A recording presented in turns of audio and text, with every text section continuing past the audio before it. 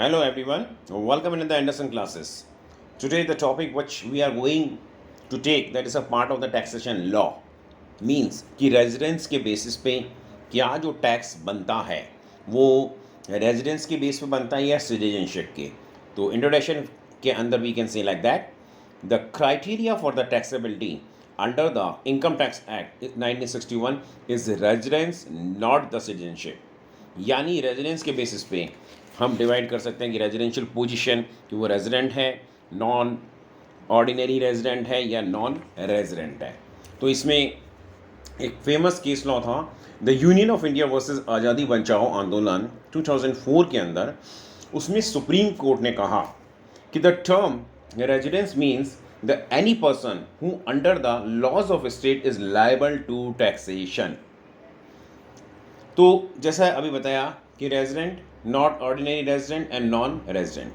तो उसका क्या जैसे रहता है, the determination of the residential status depends किन बातों पे कि number of days of his residence, कितने दिन वो इंडिया में रहा ड्यूरिंग द प्रीवियस ईयर, पिछले साल, और द मैनेजमेंट और कंट्रोल ऑफ ट्रेड, यानी जो कोई भी बिजनेस कर रहा है, ट्रेड कर रहा है, उसका मैनेजमेंट या कंट्रोल के बेसिस पे.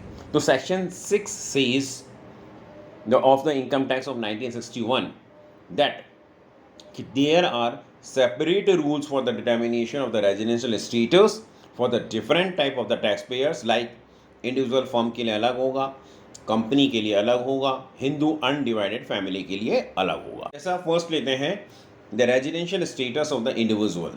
According to the section 6(1) of income tax act 1961, the taxpayer in the previous year resided in India for 182 days in all or more. यानी इंडिया के अंदर पिछले साल वो 182 डेज रहा हो या ज़्यादा दिन रहा हो, और the period of 4 years before that year has resided in India for 365 days in all or more. यानी पिछले जो 4 साल के अंदर 365 डेज या उससे ज़्यादा रहा हो, और and 60 days in all or more in that previous year.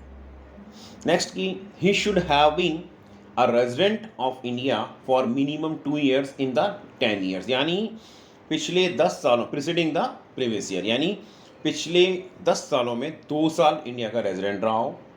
Has resided in India in last 7 years before the previous year 730 days in all. यानी प्रीवियस ईयर को छोड़ के पहले 7 सालों के अंदर 730 दिन इंडिया में रहा हो.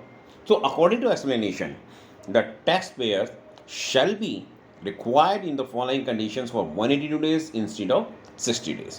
Now, the tax, अब हम समझने के लिए कह सकते हैं कि the taxpayer is a citizen of India and has left India for employment. ऐसा भी अगर है तो भी.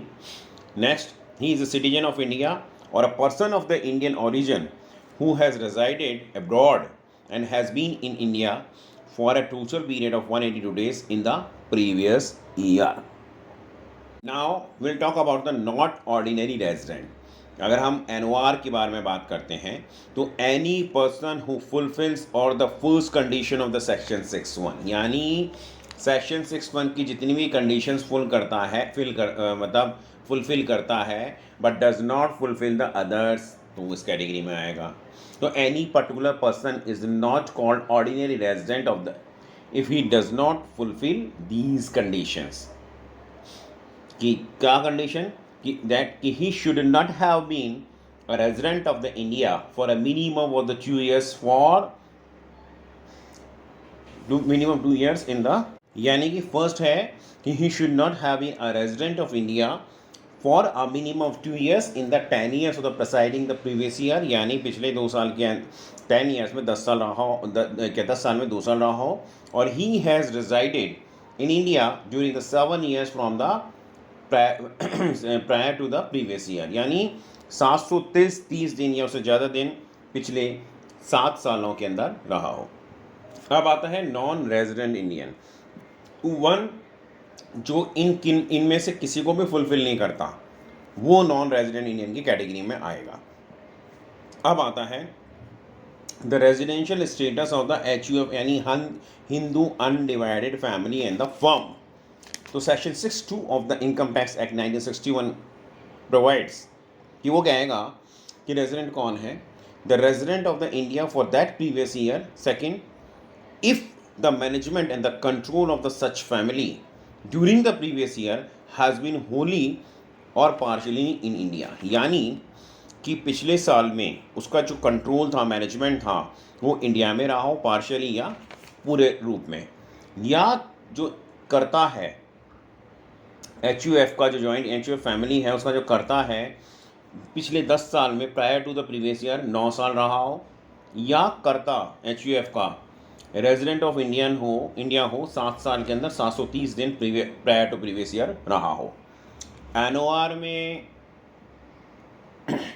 इफ एनी HUF और the firm does not fulfil any of the condition, ये वाली कैटेगरी में आएगा.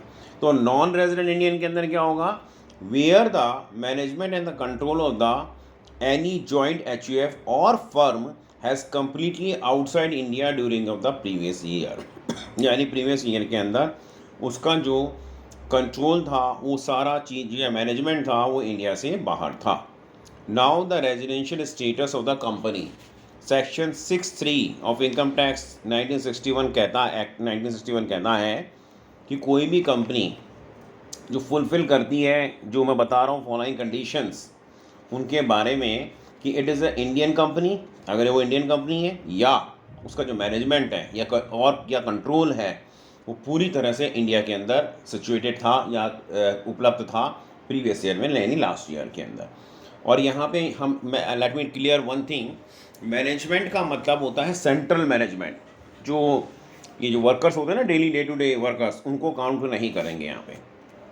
अब आता है रेजिडेंट कंपनी. ये रेजिडेंट कंपनी क्या है, if the business is completely conducted outside but the management and the control is situated in India. यानी जो मतलब इंडिया के अंदर जो मैनेजमेंट है वो इंडिया में है, तो वो रेजिडेंट कंपनी कहलाएगी. नॉन रेजिडेंट कंपनी कौन सी होएगी, कि अगर कंपनी का management and control completely outside of India है, तो वो नॉन रेजिडेंट कंपनी कहलाएगी. अब आता है टैक्सेबिलिटी. टैक्सेबिलिटी सेक्शन 5 में एक्सप्लेन की गई है कि किस तरह से इनका टैक्सेशन होगा. तो फॉर रेजिडेंट के लिए क्या होगा, the total income of the previous year of the resident of the tax payer shall include following. क्या क्या इंक्लूड करेंगे, इनकम रिसीव्ड और डीम्ड टू बी रिसीव्ड, यानी जो इनकम उसको प्राप्त हुई या प्राप्त होने वाली है ड्यूरिंग द प्रीवियस, यानी पिछले साल में. इसी तरह से इनकम जो अराइज हुई या डीम्ड टू अराइज या अराइज होने वाली है लास्ट ईयर में, या इनकम उसको लास्ट ईयर के अंदर इंडिया के बाहर से अराइज हुई. और नॉन ऑर्डिनेट रेजिडेंट के केस में the total income of the previous year of non resident Indian tax payer shall include the income received और डीम्ड टू बी रिसीव्ड, यानी जो इनकम प्राप्त हुई या प्राप्त होने वाली है प्रीवियस ईयर में बाय हिम और उसके बिहाफ पे प्राप्त होने वाली है. सेकंड, इनकम अराइज और deemed to be arise on his behalf during that previous year. NRA के केस में income received or deemed to be received or arise or deemed to be arose by him or on behalf in India during that previous year. यानी India में पिछले साल के अंदर उसको और या उसके बिहाफ पे अगर कोई इनकम मिली है